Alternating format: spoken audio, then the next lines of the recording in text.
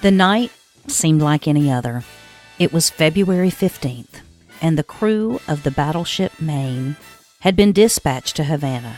In the evening, they were riding quietly at anchor in the Havana Harbor, everyone going about their duties and minding their own business, when suddenly, at 9:40 p.m., out of nowhere, an explosion happened and tore out the bottom of the ship and sank the entire ship, killing 260 of nearly 400 men on board.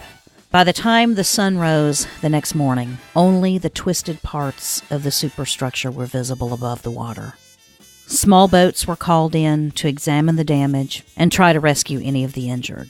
When the Maine had approached Cuba, it was flying the flag of Cuba. This was during a time when the Spanish regime was resisting the uprising of the nationalist guerillas in Cuba.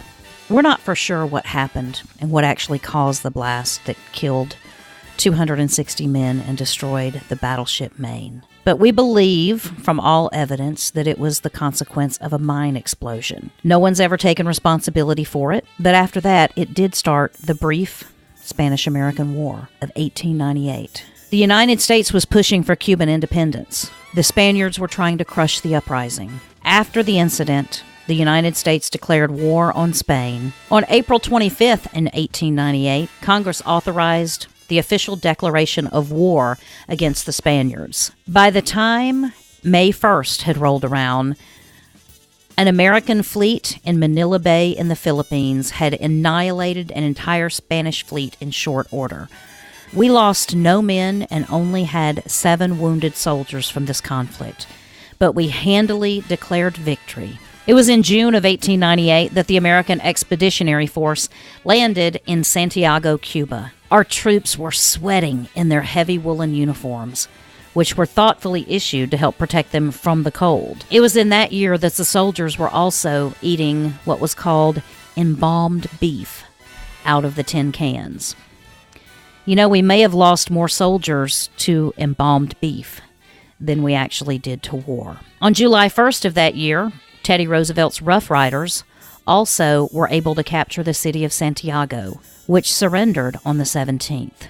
The Spanish-Cuban fleet was hunted down by the American battleships and completely destroyed within 4 hours. After that, American troops sailed off to Puerto Rico, and the Spanish government called for peace.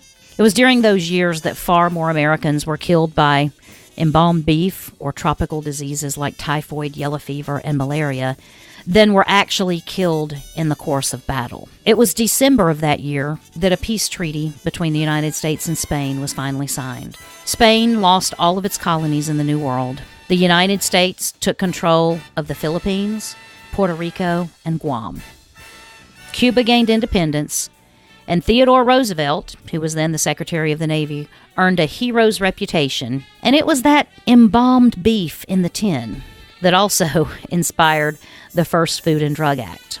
So mind you, this was all happening at the end of the year in 1898. Upon further investigation, it was determined that the commander of the Maine, Captain Charles D. Sigsbee, did no wrongdoing in the loss of life and the subsequent explosion that cost him all of his men and the ship that night in Havana Harbor. And even though all of this happened in 1898, it wasn't until today, December 17th, 1899, that the USS Texas, captained by Charles D. Sigsbee, who was the same commander that lost the Maine, sailed back into Havana Harbor to claim the bodies of the victims of the Maine disaster and bring them back to Arlington National Cemetery for a proper military burial. And that's what happened today in Key West history.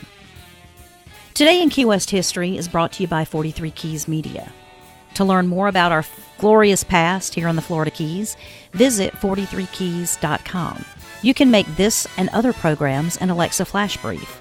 To enable that, just simply tell Alexa, "Hey Alexa, play Today in Key West History as my flash brief."